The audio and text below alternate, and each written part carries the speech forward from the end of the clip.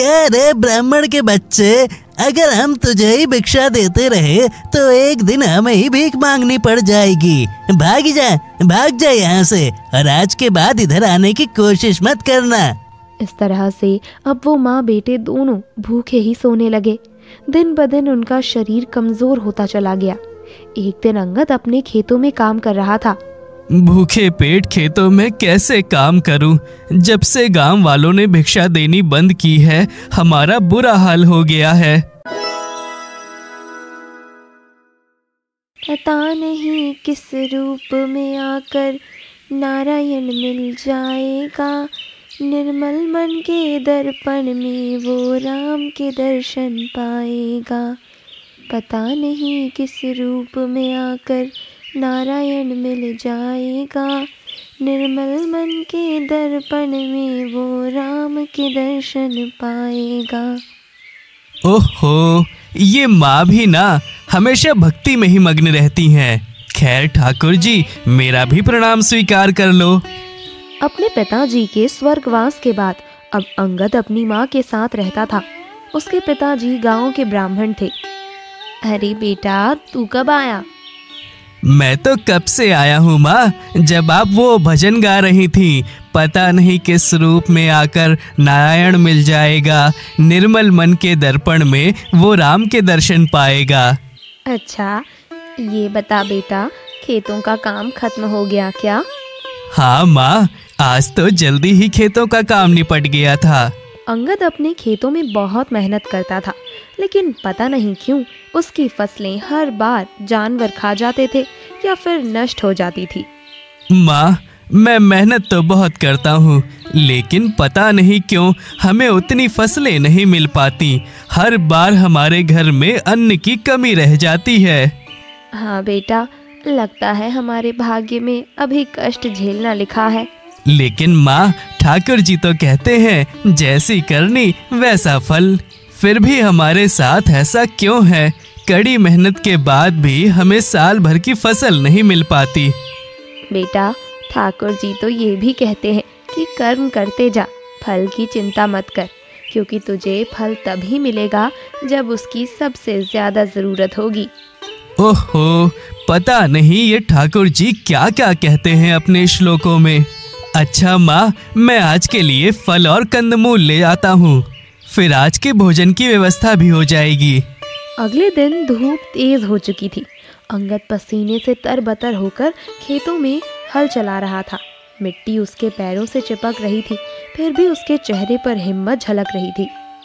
उफ, ना जाने मेरे कर्मों का फल कब मिलेगा, लेकिन माँ कहती हैं तो मुझे ठाकुर जी पर पूरा भरोसा है। हे विष्णु भगवान, मेरे बेटे की मेहनत व्यर्थ मत जाने देना। बस आपसे यही विनती है, उसके माथे का पसीना उसकी किस्मत बन जाए। अब अंगद हफ्तों से महीनों तक मेहनत करता रहा, लेकिन जब फसल की कटाई आई तो खेतों का नज़ारा देखकर उसके होश उड़ गए।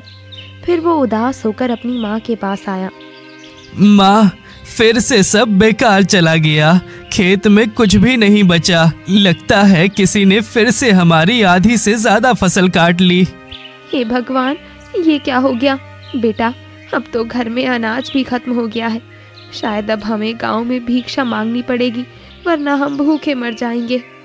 अरे माँ, लेकिन हमने तो कभी भिक्षा नहीं मांगी, तो फिर अचानक ये सब कैसे हो सकता है? हाँ बेटा, तेरे पिताजी ने भी कभी भिक्षा नहीं मांगी, लेकिन हमारे पूर्वज भिक्षा मांगकर ही अपना जीवन यापन करते थे। लेकिन माँ, अगर हमारे पूर्वज भिक्षा मांगते थे तो हमने इस प्रथा को आगे क्यों नहीं बढ़ाया? बेटा, तेरे पिताजी बहुत मेहनती थे और मेहनत करके कुछ पाने में विश्वास रखते थे, इसलिए उन्होंने अपनी जमीन पर खेती शुरू कर दी थी।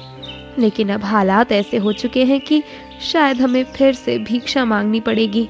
माँ, मैं भी पिताजी की तरह सोच रखता हूँ, लेकिन अगर यही रास्ता बचा है तो आपकी बात मान लूंगा। अगले दिन सुबह अंगद भिक्षा वाला झोला लेकर घर घर गया।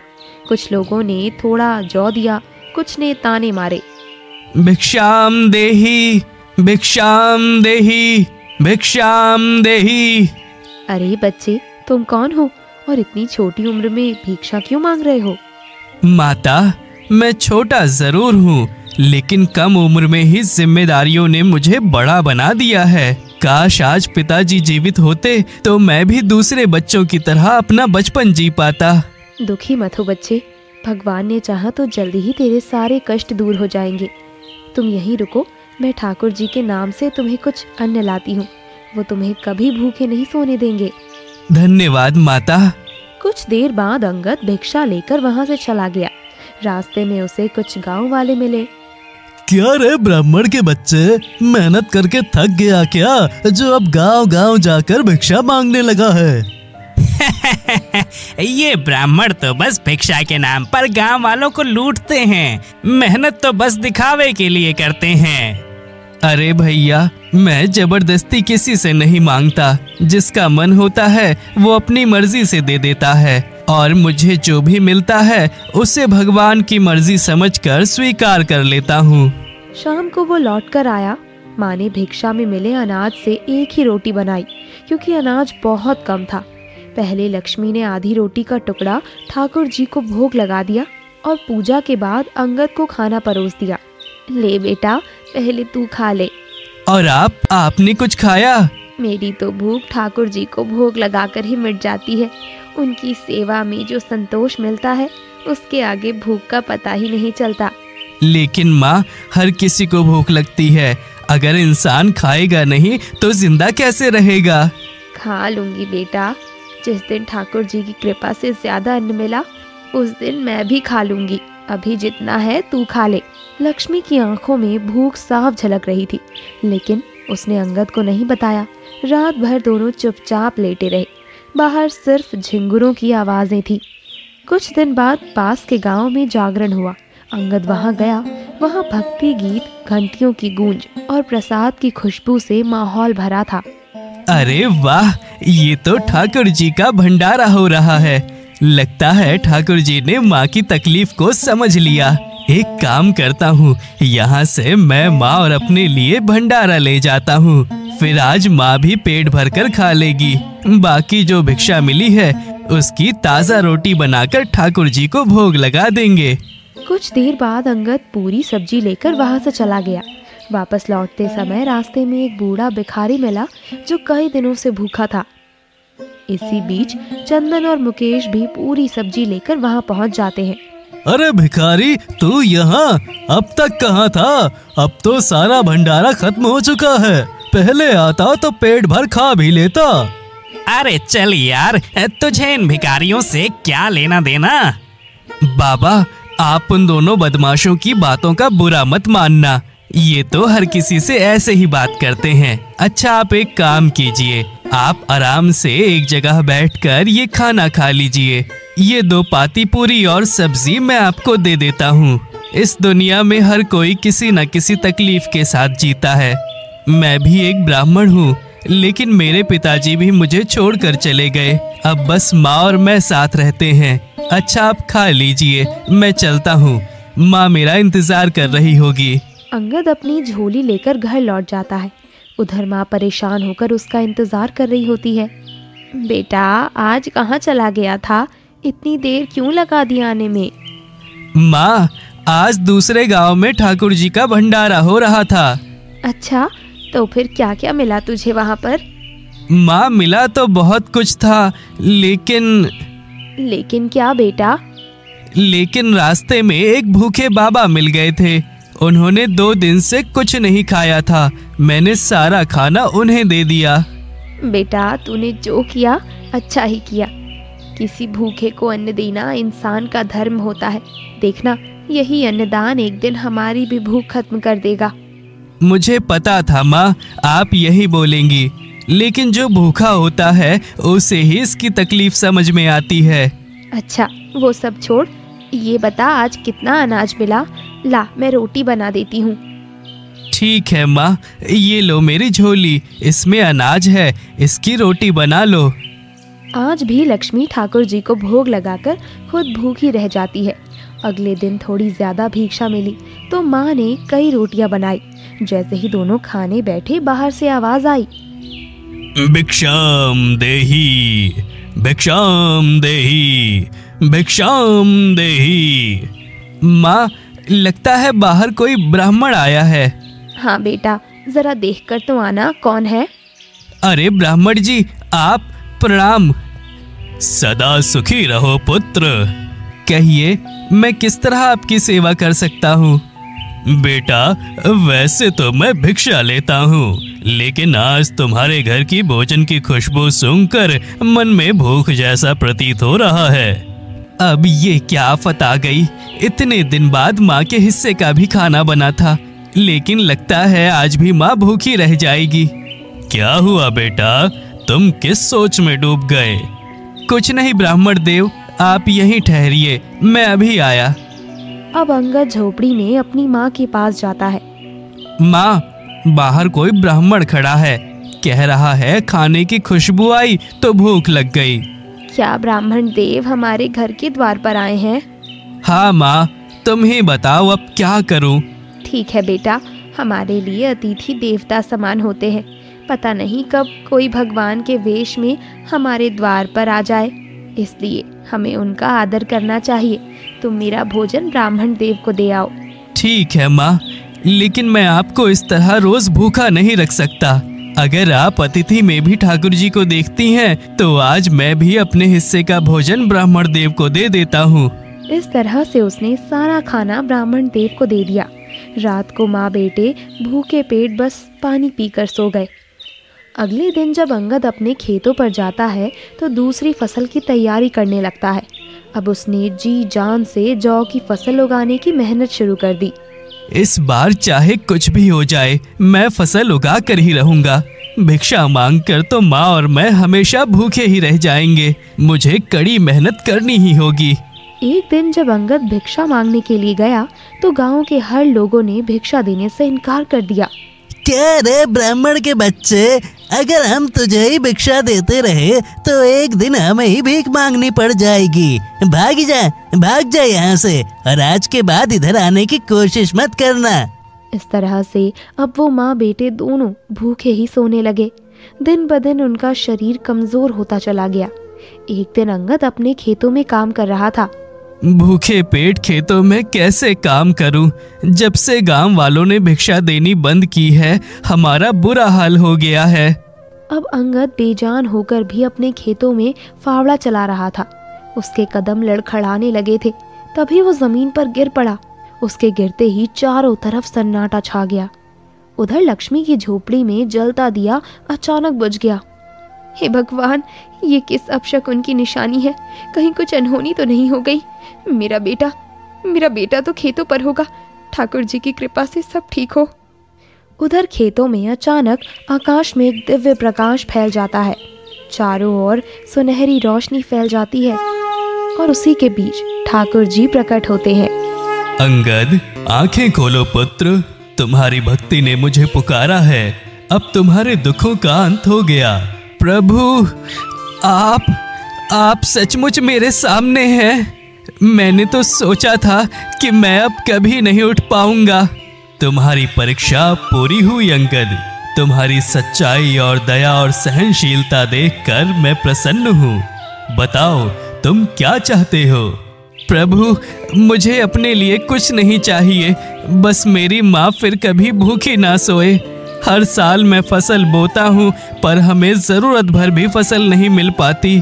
अब तो गांव वालों ने हमें भिक्षा देनी भी बंद कर दी है। बस यही चाहता हूँ कि हमें मेहनत का फल जरूर मिले। अंगद, तुम्हारी ये इच्छा जरूर पूरी होगी, लेकिन एक अलग तरह से। ये लो, ये कोदो के बीज हैं। इन्हें अपने खेतों में बो दो। ये तुम्हारे लिए चमत्कारिक सिद्ध होंगे। जब तक तुम्हारे घर में भक्ति और दया रहेगी, भूख कभी पास नहीं आएगी। धन्यवाद प्रभु, इन बीजों को मैं अपने खेतों में जरूर उगाऊंगा। अब ठाकुर जी मुस्कुराते हैं। उनका तेज आकाश में विलीन हो जाता है। रोशनी धीरे धीरे मिट जाती है और अंगद ठाकुर जी के दर्शन पाकर अत्यधिक प्रसन्न होता है। अब घर चलकर माँ को सारी बातें बता देता हूँ। उधर लक्ष्मी शाम के समय घर के पास तुलसी के पौधे से विनती करते हुए पूजा कर रही होती है। हे तुलसी माँ, कृपा करें। अगर हमारे खेतों में भी इस बार फसल ना होगी तो हम भूखे मर जाएंगे। लक्ष्मी आंख बंद कर हाथ जोड़ती है, तभी अचानक चमत्कारिक ढंग से तुलसी की पत्तियां टूटकर जमीन पर गिर जाती हैं। हे तुलसी माँ, ये कैसी लीला है? क्या इन पत्तियों को मैं आपकी कृपा समझूं? इसी दौरान एक और पत्ती नीचे गिर जाती है। अब लक्ष्मी को पूरा यकीन हो जाता है कि ये तुलसी माँ की कृपा है। धन्य हो आप माँ, मैं आपकी इस कृपा को अपने पास रखूंगी। कुछ देर बाद अंगद भी झोपड़ी में आ जाता है। माँ, कहाँ हो तुम? आ गया बेटा। हाँ माँ, आज मेरे साथ एक चमत्कार हो गया। ऐसा क्या हो गया बेटा? माँ, आज स्वयं ठाकुर जी हमारे खेत में आए थे। उन्होंने मेरे सिर पर हाथ रखा और कहा कि इन कोदों के बीजों से हमारी सारी तकलीफें दूर हो जाएंगी। बेटा, तू ये क्या बोल रहा है? क्या सच में ठाकुर जी ने तुझे दर्शन दिए थे? हाँ माँ, उन्होंने मुझे ये कोदों के बीज दिए हैं और कहा है कि इन्हें खेत में बो देना। ये हमारे घर के अन्न की समस्या को हमेशा के लिए खत्म कर देंगे। हे ठाकुर जी, आपने मेरे बेटे को दर्शन दे दिए। मैं आपको कोटि कोटि नमन करती हूँ। अब मुझे पूरा भरोसा हो चुका है कि मेरे बेटे के ऊपर आपकी कृपा हमेशा बनी रहेगी। हाँ माँ, अब ठाकुर जी की कृपा से सब कुछ ठीक हो जाएगा। बेटे, एक बात और हुई है। मुझे तुलसी माँ की कृपा से उनका अंश प्राप्त हुआ है। इन पत्तों को कोदों के साथ ही खेतों में छिड़क देना। सदा तुलसी माँ की कृपा बनी रहेगी। अब अंगद मिट्टी पर झुककर तुलसी पत्तों का छिड़काव करता है, फिर कोदों के बीज बो देता है। दिन बीतते हैं, मौसम बदलता है, खेतों में हरियाली छाने लगती है। माँ देखो, हमारे खेतों में तो चमत्कार हो गया। ये फसल कितनी घनी और सुंदर हो रही है। सच में बेटा, जैसे भगवान ने खुद अपने हाथों से इसे सींचा हो। कुछ हफ्तों में खेत सुनहरी फसल से लहलहा उठते हैं। एक रात खेतों में चारों तरफ अंधेरा होता है। तभी ठाकुर जी और माता लक्ष्मी प्रकट होते हैं। उनके चारों ओर दिव्य प्रकाश फैलता है। प्रभु देखिए, लक्ष्मी और अंगद दोनों ने हर तकलीफों को सहकर भी हमारी भक्ति नहीं छोड़ी। और तो और इन्होंने तुलसी और कोदों के रूप में हम दोनों का धरती पर मिलन करवा दिया। अब इनकी फसल की रक्षा हमारी जिम्मेदारी होगी। हाँ देवी, जब तक इनकी भक्ति जीवित रहेगी, इनकी फसल पर कोई बुरा असर नहीं पड़ेगा। हमारा आशीर्वाद सदैव इनके साथ रहेगा। उसी रात गांव का एक चोर अपने साथ एक राक्षस लेकर खेत की ओर निकलता है। उसकी आंखों में लालच की चमक थी। सुना है अंगद के खेत में फसलों की भरमार है। हर बार तो कम ही ले जाता हूँ, आज तो पूरा खेत ही खाली कर दूंगा। फिर देखना, इन फसलों को बेचकर ढेरों पैसे कमाता हूँ। ऐसा ही होगा। चल अब मुझे रास्ता दिखा, बाकी मैं देख लूंगा। इस रात में कोई हमें रोक नहीं सकता, क्योंकि इस समय मेरे अंदर भयंकर शक्तियाँ होती हैं। जैसे ही दोनों खेत में कदम रखते हैं, वहाँ से तेज प्रकाश निकलता है। माता लक्ष्मी का तेज चारों ओर फैल जाता है। ये कैसा प्रकाश है? मेरी आंखें जल रही हैं। बचाओ, बचाओ। क्षण भर में वो जलकर राख हो जाता है। चोर कांपते हुए जमीन पर गिर पड़ता है। प्रभु, मुझसे गलती हो गई, मुझे माफ कर दीजिए।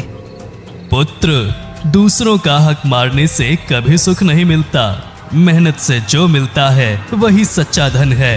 मैं तुम्हारी बुद्धि का प्रसार करता हूँ और तुम्हें प्राण दान देता हूँ। चोर रोते हुए भगवान के चरणों में गिर जाता है और पश्चाताप करने लगता है। कुछ देर बाद वो चोर घर लौट जाता है और सुबह गांव भर में अपनी आंखों देखी बता देता है। अरे चाचा, सुना है रात को भगवान खुद अंगद के खेत में आए थे। वहाँ तो एक राक्षस जलकर राख हो गया। हाँ बेटा, सुना तो मैंने भी है। चाचा, कल रात कोदो और तुलसी के रूप में ठाकुर जी और लक्ष्मी जी खुद मेरे खेतों की रखवाली कर रहे थे और हमेशा करते रहेंगे। अंगद बेटा, अगर ऐसी बात है तो हम भी तुलसी के पौधे की पूजा करेंगे और उसके नीचे गिरी पत्तियों को खेत में छिड़क देंगे। हाँ चाचा, जरूर। तुलसी के स्वरूप में माँ लक्ष्मी खेतों की रक्षा जरूर करेंगी। धीरे धीरे पूरे गांव में ये परंपरा शुरू हो जाती है। हर घर के सामने तुलसी का पौधा लगाया जाने लगा।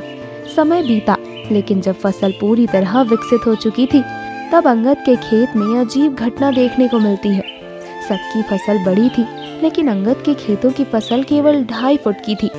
गांव के लोग हंसी उड़ाते हुए गुजरते हैं, पर जब फसल तौलने का समय आता है तो सबके चेहरे पर आश्चर्य झलक उठता है। अरे भाई, ये तो कमाल हो गया। अंगद की 2.5 फुट वाली फसल से उतना अनाज निकला जितना हमारी बड़ी फसल से भी नहीं निकला। लगता है सच में इसके खेतों में भगवान का आशीर्वाद है।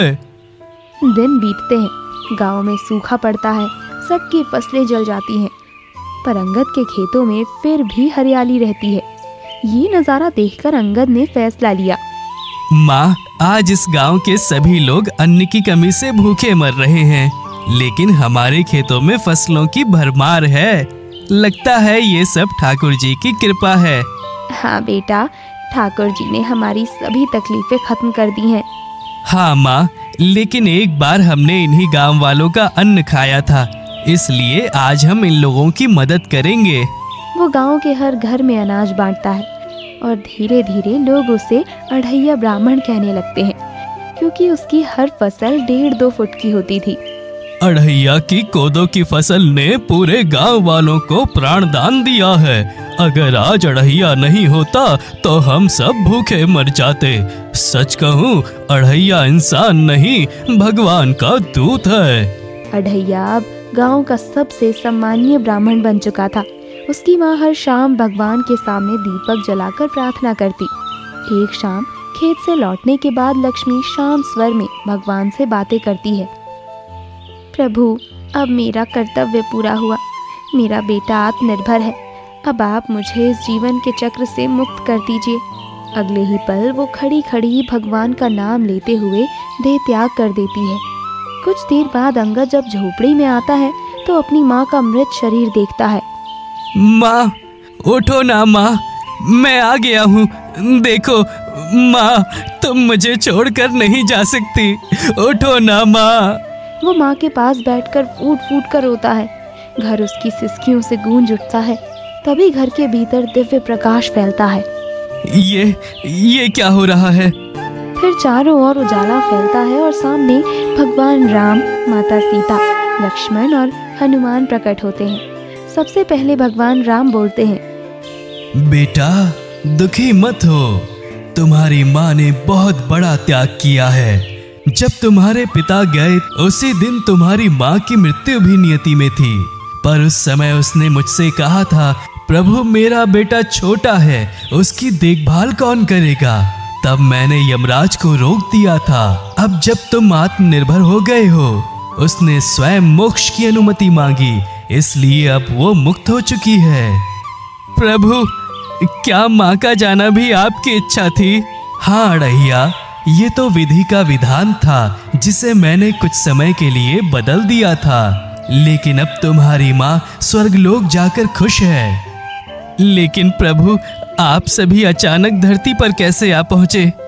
बेटा, जब तू प्रसाद लेकर लौट रहा था और एक भिखारी ने खाना मांगा था, वो मैं ही था। मैं तेरी दया की परीक्षा लेने गया था। और जब एक ब्राह्मण तेरे द्वार भिक्षा मांगने आया था, वो मेरा रूप था। हम देखना चाहते थे कि तेरे मन में सेवा की भावना कितनी गहरी है। प्रभु, मैं तो बस अपना धर्म निभा रहा था। आपने मुझे योग्य समझा, ये मेरा सौभाग्य है। आप सभी का एक साथ दर्शन पाना मेरे लिए सबसे बड़ा वरदान है। पुत्र, अब चिंता मत कर। हम चारों तेरे घर में ही निवास करेंगे। जब तक ये भूमि रहेगी, तेरा नाम अमर रहेगा। अब सभी भगवान ने अपने शब्द कहने के बाद क्षण भर में राम भगवान, सीता माता, लक्ष्मण जी और हनुमान जी अपने दिव्य रूप यानी मूर्ति में वहीं विराजमान हो गए। अढ़ैया का घर आज मंदिर बन गया। इसके बाद अढ़ैया ने माँ का अंतिम संस्कार विधि से किया और जीवन भगवान की सेवा में लगा दिया। अढ़ैया, अब तुम बच्चे नहीं बल्कि एक ब्राह्मण के योग्य बन चुके हो। तुमने भगवान की भक्ति से ही ब्राह्मण की हर खूबी प्राप्त कर ली है। धन्यवाद चाचा, ये सब तो बस ठाकुर जी की कृपा है। समय बीत गया पर उसका नाम अमर हो गया। आज भी लोग कहते हैं जहाँ अढ़ैया का नाम लिया जाए वहाँ से दुख और गरीबी दूर हो जाती है। यही उसकी भक्ति की सच्ची पहचान है। तो दोस्तों, अगर आपको ये कहानी पसंद आई हो तो कमेंट में जय श्री राम जरूर लिखें।